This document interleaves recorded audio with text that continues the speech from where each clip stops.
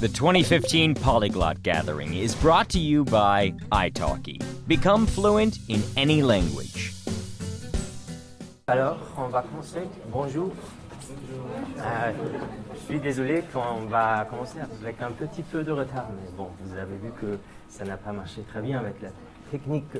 Donc, le sujet, c'est peut-être un peu banal avant un public polyglotte, parce que, bon, polyglotte en langue romane, je suppose que la plupart de vous l'êtes déjà. Donc, je pourrais faire un petit sondage en demandant qui parmi vous parle au moins 3 langues romanes. Oui. Qui parle 4, au moins 4 ou plus, 5, 6, 7. Oui. Bon, il y a bien sûr toujours des langues qu'on parle, où on dit qu'on parle. Je n'ai pas proposé aucune définition. Donc, là où il faut penser, bon, est-ce que je le parle ou non? Pour moi, je peux le dire non plus combien de langues je parle. Donc, j'ai les langues romanes parce qu'il y a un petit parti obscur où je ne sais pas vraiment si c'est une langue ou à quel niveau je le parle ou si je le comprends seulement. Donc, c'est pas tellement facile de dire. Mais bon, le programme de cette conférence va être celle-ci. Donc d'abord, je vais poser la question, qu'est-ce qu'on peut comprendre par un polyglotte romanophone? Est-ce que ça existe vraiment? Ou est-ce que c'est hors d'une définition possible d'un polyglotte? Après, bon, moi je suis de l'université, je travaille dans la linguistique appliquée et je travaille beaucoup dans l'enseignement des professeurs. Donc, je vais proposer ou présenter quelques extraits de ce que nous faisons en enseignant les futurs professeurs de français et d'espagnol, surtout en ce qui est le plurilinguisme, c'est-à-dire tout le monde doit recevoir une éducation ou une formation en langue romane. Donc, on va entrer en quelques langues. Normalement, là, on reste dans les langues principales, comme le français, l'espagnol, l'italien, le portugais. Comme pour vous, c'est peut-être un peu ennuyeux, donc on va parler à la fin de quelques langues que peut-être vous ne connaissez pas encore, vous n'avez pas encore analysé, par exemple le sarde, l'occitan, pour jeter un petit regard là-dedans. D'accord. Bon, pour les langues romanes, il ne faut pas vraiment l'expliquer. Vous avez tous une idée de ce groupe. Il n'y a aucune carte où tout le monde se mettrait d'accord sur les langues qu'on y nomme, parce que, bon, il y a toujours la discussion entre langue et dialecte. Ici, dans cette carte, il y a par exemple le galicien et le portugais comme une langue. D'autres personnes diraient, bon, le galicien, c'est aussi une langue. Après, il y a ici le nord-italien qui n'est pas une langue, mais bon, un groupe de dialectes, mais qui est vraiment différent de l'italien, par exemple.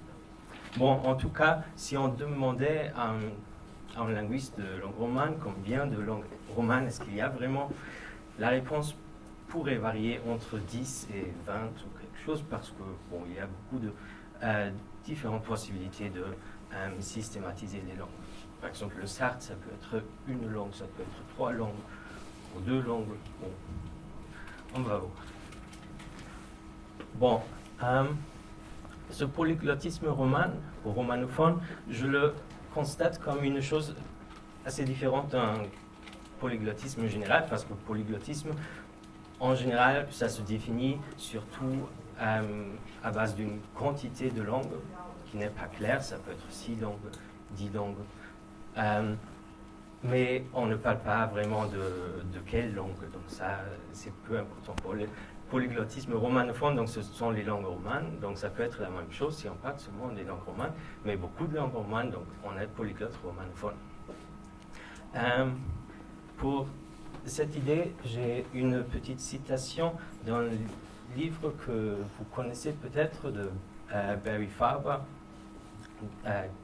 C'est un livre, bon, déjà un peu, on peut déjà dire un classique, des petits livres qui donnent des conseils pour apprendre les langues.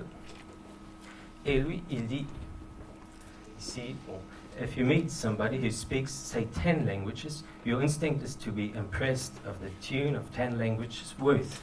If, however, you later learn that 6 of those languages are Russian, Czech, Slovak, Serbo-Croatian, Polish, and Ukrainian, I'm not suggesting you dismiss him as illiterate, but you ought to be aware that he got 6 of those languages for the price of about 2 3/4. Ouais. Bon, ici, donc, c'est le slave, mais on peut le transférer, bien sûr, aux langues romanes. Donc, d'une certaine position, on peut dire que ça a peut-être moins de valeur qu'un polyglottisme qui contient des langues très, très différentes, très exotiques. Et de l'autre côté, on peut bien sûr le définir comme, bon, on arrive assez rapidement, donc on peut profiter de la connaissance d'une langue pour avancer très rapidement dans les autres langues. Et voilà, ça c'est juste l'idée du plurilinguisme. Et ça c'est donc la didactique du plurilinguisme. En général, ça c'est un peu plus modeste parce qu'on ne parle pas de polyglottisme ou de multilinguisme, mais seulement de plurilinguisme. Donc ce qui est à partir de 3 normalement. La didactique du plurilinguisme a de différentes idées. Donc il y a toujours l'idée d'intégrer plusieurs langues dans un concept, donc pas apprendre les langues une à côté de l'autre, mais apprendre les langues ensemble de quelque manière. Il y a toujours l'idée de construire une langue à base d'autres langues déjà apprises ou acquises. Donc là, c'est la didactique des langues tertiaires. Et après, il y a l'idée de peut-être pas apprendre toutes les langues d'une manière complète, mais seulement quelques parties, donc surtout la partie réceptive, où on peut accéder et accélérer assez rapidement dans plusieurs langues qui sont très pareilles. Bon, pour nous, pour faire cette didactique, c'est assez important que nous avons le fort soutien de l'Union européenne. Donc c'est plus exact, c'est la Commission européenne et aussi le Conseil européen, qui n'est pas la même chose, mais bon, c'est un petit détail. Mais là, il y a l'idée que tous les citoyens européens doivent apprendre 2 langues vivantes, 2 langues étrangères vivantes. Pourquoi 2 ? Parce que la première, c'est pour la plupart l'anglais, et donc ça serait seulement l'anglais pour tous, sauf pour les Britanniques, donc ils devraient apprendre quelque chose. Donc ça veut dire 2 langues, anglais plus une autre langue. Ceci, à ce moment, bon, il y a nouvellement la question si on va vraiment le concrétiser, parce que l'idée c'est que jusqu'à 2020, tous les systèmes scolaires des pays européens appliquent ce vœu. Si on regarde les différents systèmes, il y a par exemple en France un système qui l'a déjà, donc il y a 2 langues vivantes. Mais bon, en France, on se pose toujours la question si le système marche très bien avec l'apprentissage. Sans le préciser plus profondément. En Allemagne, par exemple, il n'y a pas ce système parce qu'il y a beaucoup d'élèves qui n'ont pas besoin d'apprendre 2 langues, et même ceux qui font le baccalauréat et qui doivent donc apprendre 2 langues peuvent apprendre le latin, et sans dévaloriser la valeur, ou sans dire quelque chose contre le latin, quand même, ça n'accomplit pas le système de l'Union européenne. Donc, pour ça, il faudrait réformer de quelque forme le système Et une proposition, c'est donc la didactique du plurilinguisme pour apprendre au moins quelques trucs pour pouvoir dire à la fin, bon, ils ont appris deux langues vivantes. Après, pour la didactique, notre motivation, ce sont aussi des aspects psycho-linguistiques, c'est-à-dire, il y a toujours le problème, et c'est encore plus présent dans la nouvelle didactique communicative, que les élèves ont pas mal de problèmes avec les différentes langues qu'ils doivent apprendre à la fois. Parce qu'il arrive toujours qu'à l'âge des élèves à 14-15 ans, ils apprennent 3 langues à la fois. Pour vous, c'est pas grand-chose, mais pour si on applique pour n'importe quel élève, apprendre 3 langues à la fois, et c'est souvent quelque chose comme anglais, français, espagnol. Donc, c'est peut-être un peu difficile si chaque professeur fait sa propre chose là, et il n'y a pas d'interconnexion, il n'y a pas de coordination. Donc là, il faut donc trouver quelque chose pour soutenir les élèves dans les différentes matières. Et il y a des idées précises linguistiques, donc de soutenir les transferts, d'utiliser des transferts et de prévenir les interférences. Il y a plusieurs termes, mais transfert et interférence, ce sont les plus fréquentes, donc un terme positif qu'on peut transférer quelques éléments. Ici, un exemple, si on connaît déjà de l'anglais prefer, donc on apprend facilement préférer. Et à l'autre côté, il faut donc prévenir les interférences là où il y a des mots qu'on pourrait former, mais qui ne sont pas corrects. Ici, ce sont des phénomènes lexicaux, mais ça pourrait être aussi la grammaire et d'autres éléments. Bon, de ça, on fait une didactique ou plusieurs parties d'une didactique. Ce que je viens de dire, donc coordonner les langues, apprendre parallèlement à la fois. Et l'autre côté, c'est peut-être d'entrer dans une possibilité d'abréger les cours de langue, donc d'accélérer, aller plus vite dans une nouvelle langue qui se base sur les connaissances d'une autre. Et voilà. Donc, par exemple, si c'est une deuxième langue romane, après le français, donc l'italien, l'espagnol, on peut utiliser les connaissances du français des élèves. Et l'autre idée, c'est de modifier la progression, ce que je vais montrer après. Et ceci, je vais le montrer. Donc, une progression traditionnelle, c'est dans le premier modèle, où on va dans toutes les compétences. Normalement, les cours nouveaux du conception communicative avancent comme ça, qu'il faut vraiment apprendre les 4 compétences de la même progression. Si on connaît déjà, comme dans le deuxième modèle, le français, et on avance, et après on apprend l'italien, donc on peut déjà entrer très rapidement dans les compétences passives. On peut travailler avec des textes plus compliqués que les textes qu'on apprend normalement au début. Et alors, changer un peu que l'idée de cours. Et après, on retourne au début pour les compétences passives. Et ça pourrait être une idée pour... c'est ici, donc, en bas, on pourrait sauter la phase initiale critique.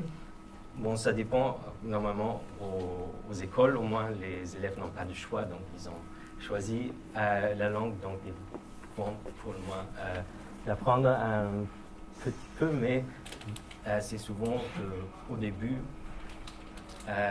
d'apprendre une langue, on a de mauvaises impressions, où ça semble trop compliqué, donc on va peut-être déjà abandonner. Et si on remarque très rapidement, on entre déjà au fond en ce qui concerne la compétence passive, donc peut-être que ça peut motiver un petit plus pour continuer. Bon, je vais...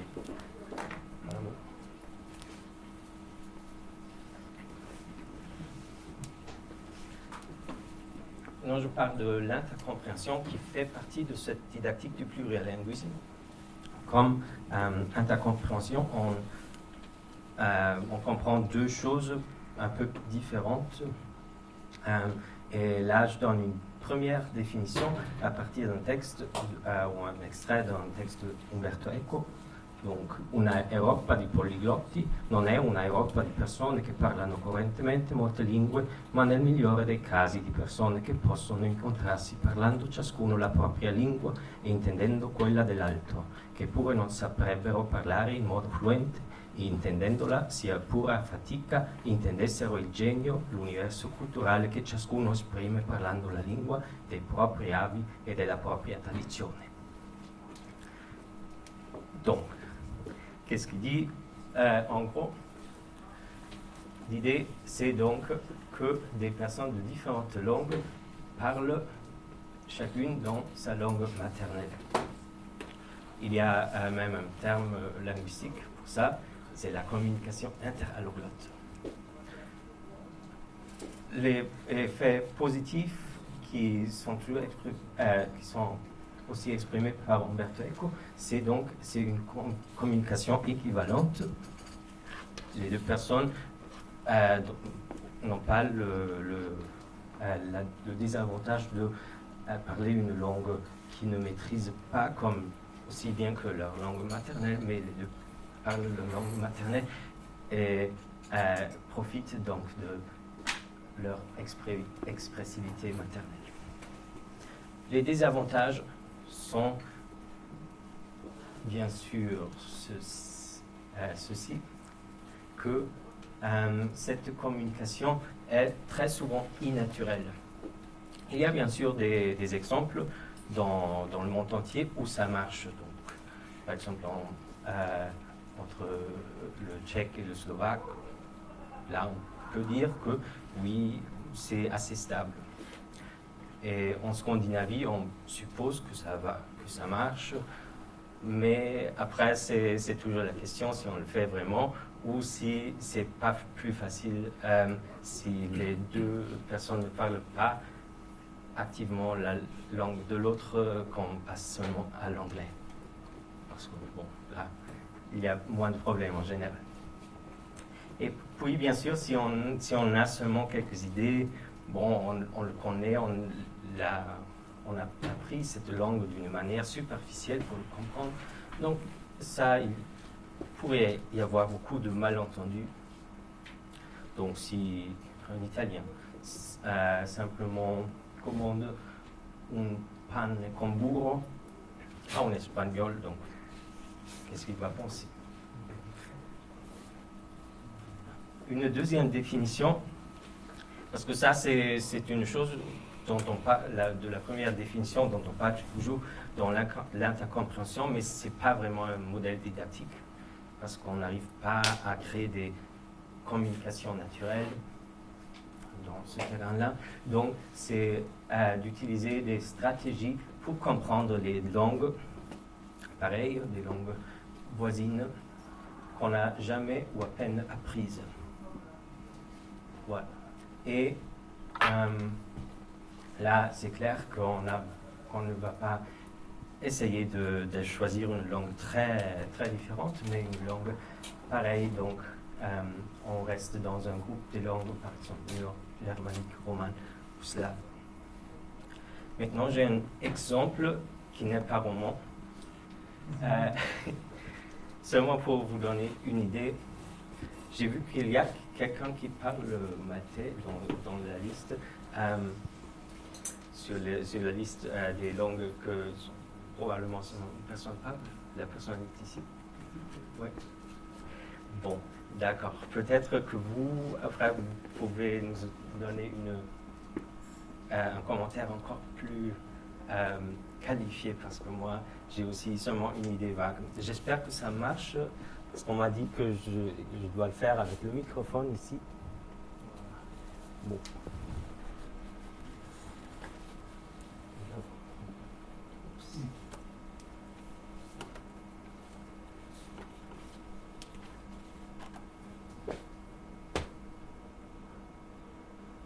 Non. Bon. Il paraît que pour le moment ça ne marche pas, parce que je l'avais essayé avec l'autre ordinateur, ça a marché, mais maintenant avec ce problème technique ça ne marche pas donc aussi vite.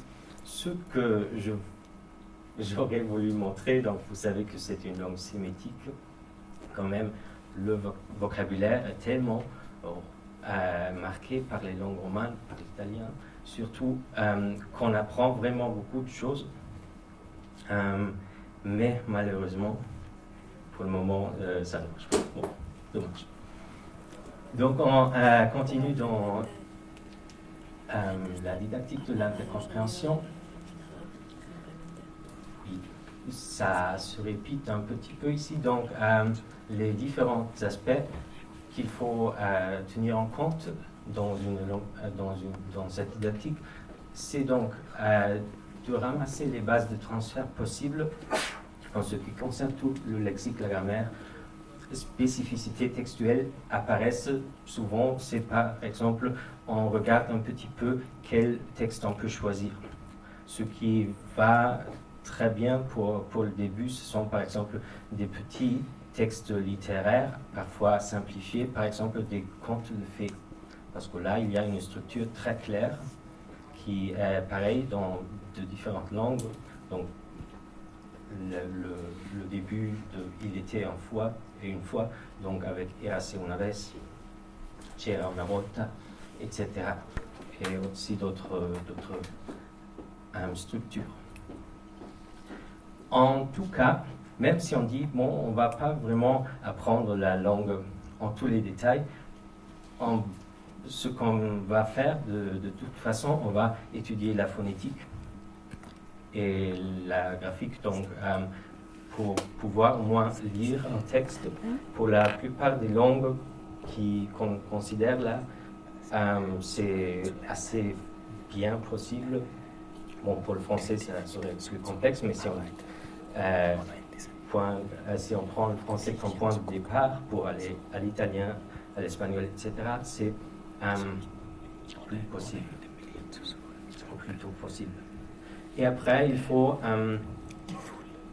un peu analyser en avance les lexèmes opaques, c'est-à-dire des mots qui ne sont pas du tout pareils.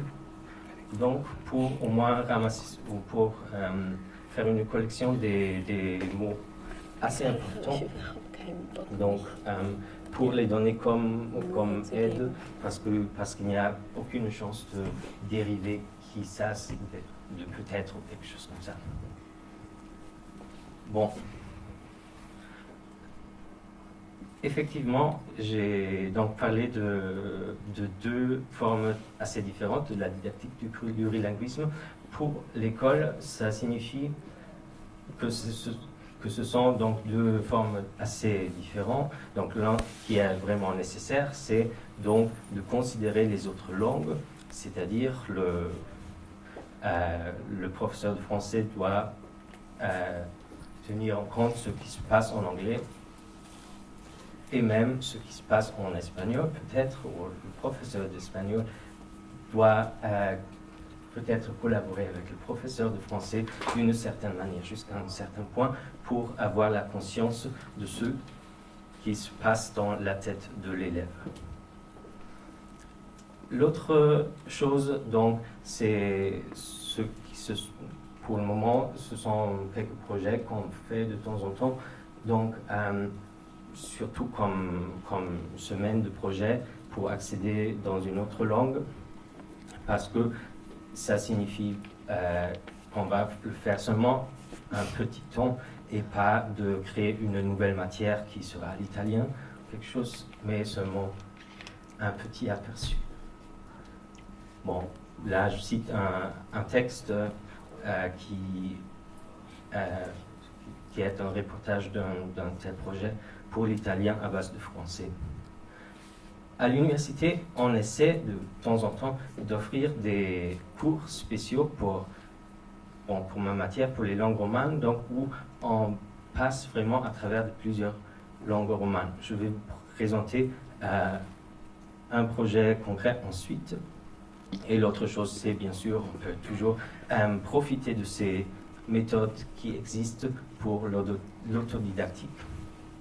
Donc, s'il vous manque encore quelques langues, surtout les grandes langues romanes, donc vous pourrez peut-être profiter de ces formes qui existent. Bon, un conseil général, par exemple, si on veut apprendre le portugais, et si on parle déjà l'espagnol, donc ce serait peut-être un peu une perte de temps si on achetait une méthode de portugais si on est allemand, donc pour les germanophones, parce que là, on lit beaucoup d'explications, beaucoup de choses qu'on sait déjà théoriquement à travers l'espagnol. Donc, on pourrait simplement acheter un livre en Espagne, donc une méthode qui est écrite pour les hispanophones pour apprendre le portugais. Ce serait un conseil général qui marche souvent, mais qui est quand même un peu difficile parce que en réalité, il n'y a pas beaucoup de gens qui le feraient vraiment. Donc, de regarder dans le marché de publications espagnoles pour s'informer sur le livre de portugais. Et après, ça paraît peut-être plus compliqué d'apprendre à base de l'espagnol, surtout si l'espagnol à ce moment-là n'est pas parfait non plus. Donc pour ça, il y a un concept, un livre qui est pour les Allemands qui veulent apprendre le portugais, mais qui parlent déjà l'espagnol. Donc cette publication de Eine einzelne Schrift, Kontastsprache Portugiesisch. Là, il y a quelques peu d'exemples. Donc, il y a ce livre, il y a un autre de la même série pour le néerlandais, mais ça, c'est déjà un peu différent dans la conception. Après, il y a un livre qui est assez connu. Je vous demanderai, est-ce que quelqu'un le connaît, en général, le projet Eurocomrom? Oui. Hein? Une personne? Oui. Mais bon, tu travailles aussi dans ce cadre, plus ou moins. Ouais. Voilà. Oui, effectivement, ça c'est une des publications assez importantes dans notre discipline des langues romanes. Et ça s'appelle Eurocomrom, die 7 romanische Sprachen sofort lesen können. Même si vous ne parlez pas allemand, vous pouvez trouver dans cet éditorial Sheikha des traductions en plusieurs langues. Il y a des traductions en français, espagnol, catalan, en anglais aussi. Donc il y a pratiquement tout. Si vous pouvez lire l'allemand, vous pouvez télécharger complètement gratuitement et légalement ce livre de la page de l'éditorial, donc comme PDF. Mais si vous préférez le livre comme ça, donc en papier, vous pouvez aussi l'acheter, bien sûr. Et qu'est-ce qu'il y a là-dedans? Donc il y a les 7 tamis. Ça veut dire que on peut faire passer un texte à travers des tamis. Et là, il y a toujours des choses qu'on découvre et qu'on comprend alors. Et cela veut dire qu'on analyse d'abord un texte pour les mots typiquement international, parce que ça existe dans très beaucoup de langues. Bon, pratiquement pour les langues romanes, dans toutes, mais aussi dans d'autres familles de langues. Après, il y a une grande quantité de lexiques pan-romans qui existent dans plusieurs langues romanes. Après, on peut entrer plus en détail parce qu'on ne reconnaît pas toujours tous les mots à base de ça. Donc, on peut connaître ou faire la connaissance de quelques correspondances phonétiques. Donc, si on sait, par exemple, que le H en espagnol correspond souvent au F en français, donc on trouve peut-être quelques mots qu'on ne trouverait pas si on ne le savait pas. Bon, ça, ce sont le 3 et 4. Je ne vais pas préciser comment distinguer les deux. Après, il y a bien sûr la syntaxe qui est assez pareille dans les langues. Il y a les éléments morphosyntaxiques et préfixes, suffixes. Ça veut dire que, bon, on peut analyser des mots et les différents éléments pour trouver peut-être les mots. Bon, avec ça, on arrive à une très grande quantité de mots. Je vais vous montrer ensuite. Et ce qui reste, ce sont donc des mots difficiles de comprendre, difficiles à comprendre. Et ça, les auteurs l'appellent le lexique de profil. Et ça veut dire donc des mots comme ce que j'ai cité, donc le quizás en espagnol, serait une chose qu'on ne comprend pas à base des autres langues. Donc il faut l'apprendre, et comme c'est très important, donc il n'y a pas de possibilité de faciliter le jeu. Voilà une question.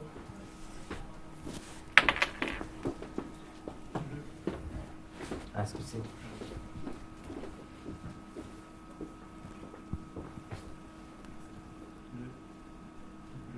Le quizás en espagnol, il n'a pas de lien avec qui sait en français. J'ai toujours cru que c'était la même étymologie, non? C'est pas quien sabe? Qui sait? Autant que je sache, et si je ne me trompe pas, c'est de l'arabe, mais peut-être c'est une étymologie claire, mais ça me paraît plutôt une bon, peut-être c'est une étymologie populaire qu'on fait, mais je crois qu'on a... En italien, il y a aussi... Bon, qui savent. Oui. Oui, donc ça, avec le... Oui, ça c'est tout à fait vrai. Mais qui ça est comme magari ou... C'est non. Bon, ça dépend toujours de la perspective. Ces auteurs...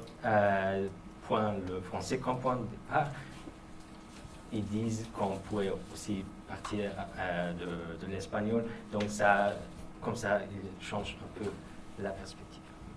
Ok, merci. Bon. Et ensuite, ils donnent de petits portraits pour les langues, parce que ce livre a vraiment l'idée d'introduire 6 langues romanes. Donc, c'est français, si on prend une autre langue comme point de départ, espagnol, italien, portugais, catalan et roumain. Voilà. Donc, comment est-ce qu'on peut analyser un texte? Ici, un exemple du catalan.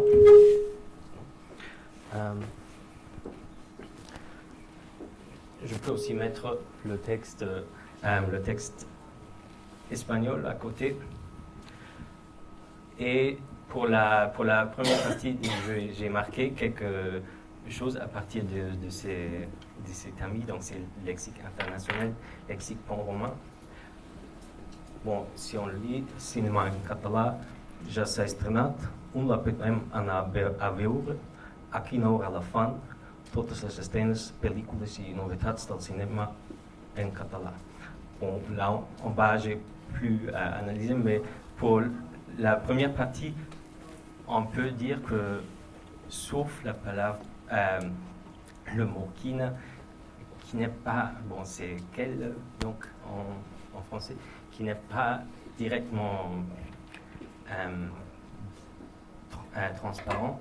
Donc, le reste, on peut le trouver dans d'autres langues. C'est toujours un peu problématique. Parce que estrenat, on ne va pas trouver, je crois, en français, mais en espagnol.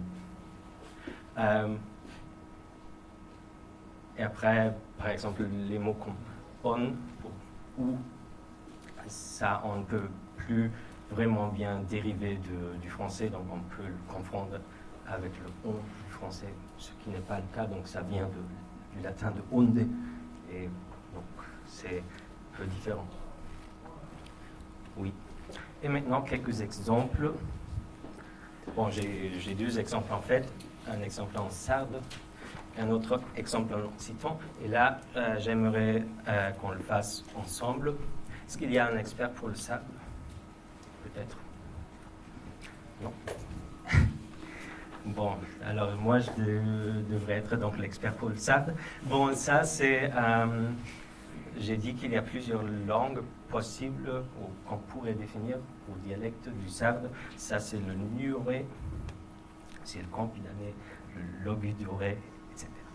Bon, je peux le lire une fois et vous pouvez faire des suppositions de la signification. Donc, su ballo somortoso, cosoina anticamente fit citade, sa cattedrale fi San Giorgi.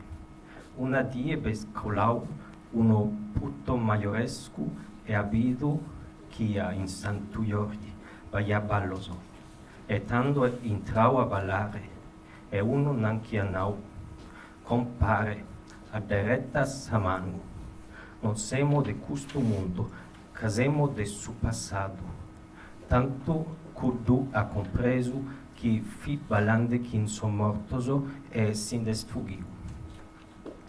Bon, c'est plus ou moins comme ça. Oui. Une chose très caractéristique du sarde, ce sont ces voyelles.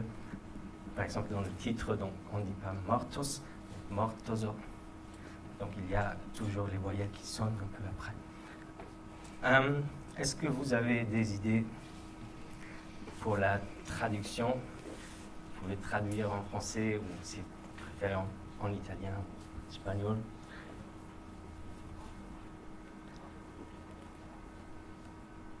Oui.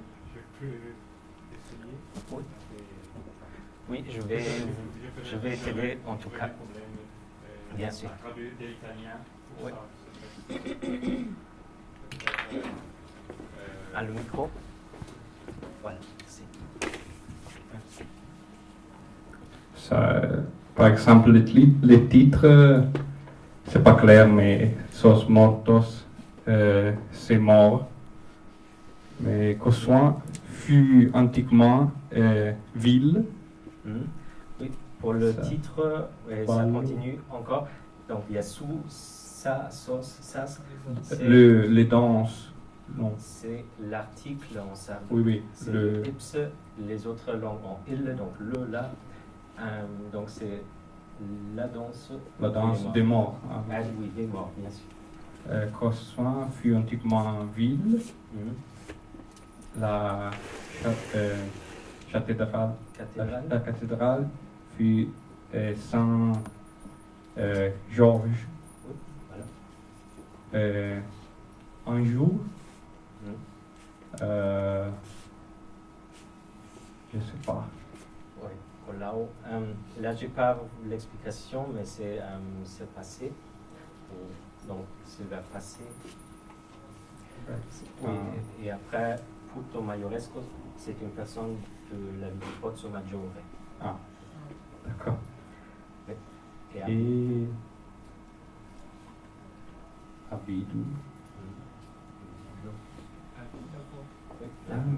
il a vu qu'en Saint-Georges, il y avait des danses. Voilà, très bien. Et tout à l'heure, je sais pas, immédiatement, il est entré à danser. Oui. Et une personne. Oui, là, on voit donc par exemple que c'est pas transparent. Donc ce nanki, on ne peut pas vraiment trouver facilement.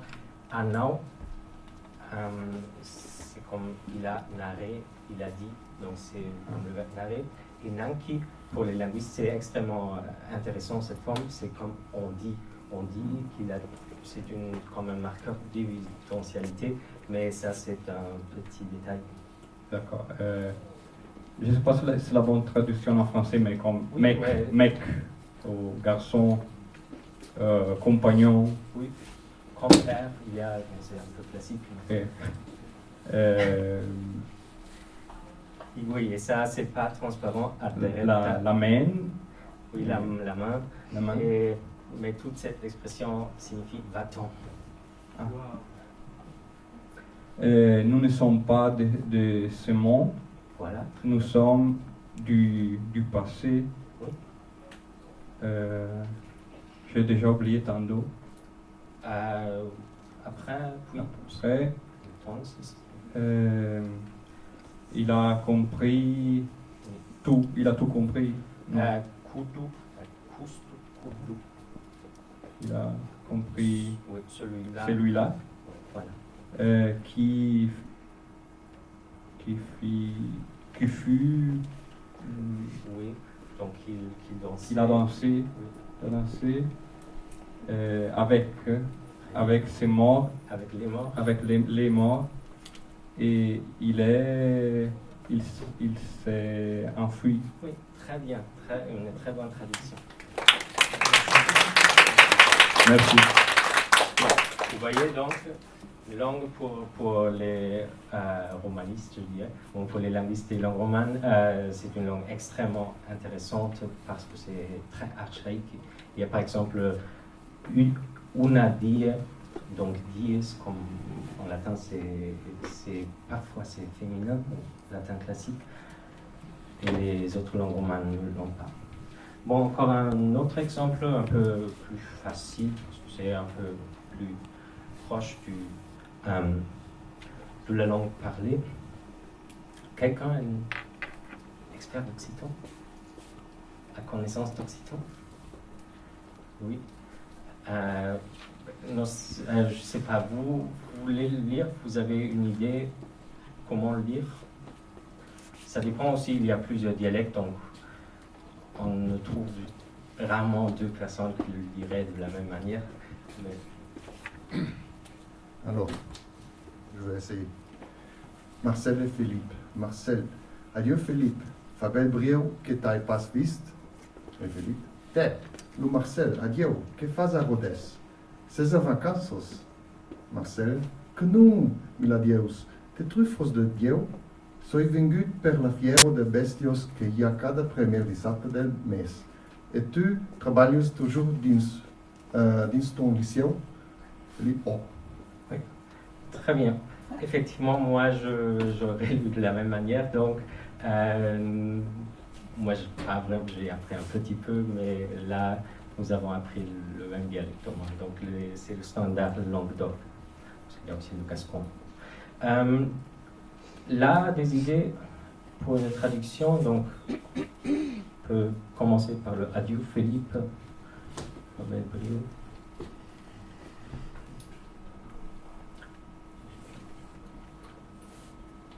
Oui, vous laissiez. Adieu Philippe, il fait peu de temps que je n'ai pas vu, donc nous avons vu de... Bon, la forme adieu, Oui. c'est pas, Adieu. c'est pas François. Non. Voilà, bonjour, salut. Il a utilisé le même mot dans deux diverses situations. Ok. Ça doit être tenir. Voilà, tiens. Tiens, le Marcel, de Marcel, der Marcel, auf Deutsch. Oui, on Adieu laisse again. tomber là. Qu'est-ce que tu fais à Rhodes? Est-ce que tu es en vacances? Non, mais Dieu. Dieu c'est Dieu.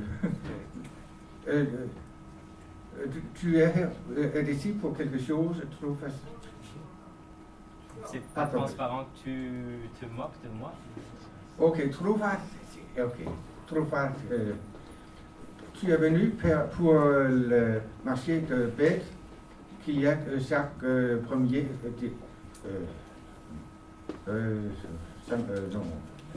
dimanche, non, pas dimanche, samedi du mois. Et toi, tu travailles toujours dans ton Liceo. Lycée. Lycée. Ouais. Oui, voilà. Merci, très bien. Bon, deuxième exemple, une question. J'ai juste une petite remarque. Le monsieur qui va faire un concert ce soir, il est d'Occitan, il habite à Toulouse, et on se connaît depuis pas mal de temps, je l'ai rencontré dans les couloirs. Aujourd'hui, il me dit « T, Guillaume ». C'était juste pour dire que la forme T, elle est encore très très très présente dans le sud de la France, ils l'utilisent tous quotidiennement. Oui, c'est... Bon, je ne sais pas si toutes les fonctions sont les mêmes, mais il y a le tien qui a le même mot, mais peut-être que c'est encore plus fréquent en occitan. Bon, j'arrive aux conclusions. Surtout ce qui à part de ce petit aperçu sur la didactique, ce que vous pouvez peut-être en emmener, ce sont des petits aperçus sur les langues petites. En général, c'est toujours plus difficile de trouver du bon matériel pour les apprendre. Il faut parfois chercher dans les instituts, comme il y a l'Institut d'études subsidiaires, ce qu'il y a comme publication. Mais après, c'est toujours le problème que donc il y a ce qui est le polymorphisme, par exemple, c'est donc il y a plusieurs formes qui apparaissent à la fois. Et c'est par exemple comme en français, c'est très rare, mais il existe le verbe s'asseoir. Je m'assieds, je m'assois. Il y a une forme qui est plus fréquente, l'autre est moins fréquente. Mais en français ou en espagnol et dans les grandes langues, c'est pas tellement fréquent. En italien, un petit peu. Mais dans ces langues comme le sarde, l'occitan, galicien, ça va plus ou moins, mais là c'est toujours un problème ou une chose qui peut frustrer un petit peu si on l'apprend. Donc après il y a bien sûr aussi le problème que il n'y a pas toujours la possibilité d'entrer en contact avec beaucoup de gens. D'abord on ne les trouve pas facilement sur Internet. Si on va dans les lieux, donc les gens ne sont pas, au moins pas prêts, donc pas préparés mentalement de parler avec un étranger en leur langue régionale. Et c'est pas du tout clair du premier moment si eux le parlent. Donc c'est aussi un obstacle, mais peut-être pas une raison pour ne pas l'essayer. Donc on peut en tout cas s'y mettre. Sinon, en tout cas, on peut donc se contenter d'apprendre ces langues d'une manière passive, parce que là, comme vous avez vu ici, on peut entrer assez rapidement. Bon, alors, merci.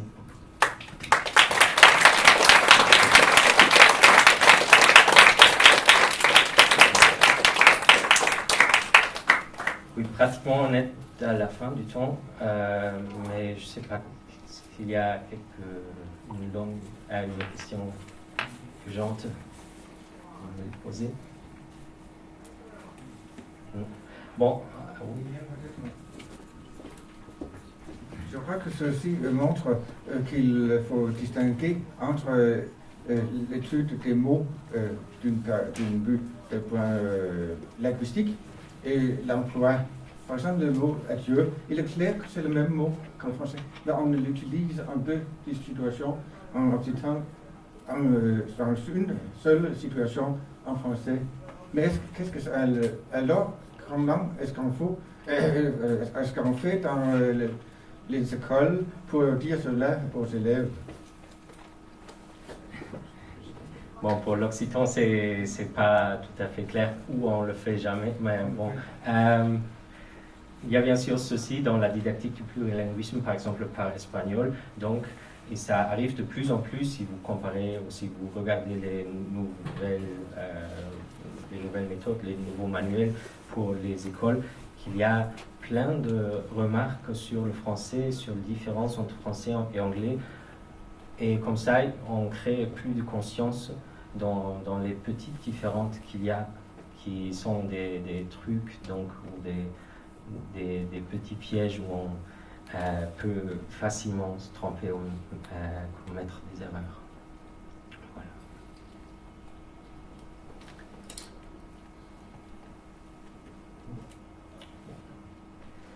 Bon, plus de questions, donc merci.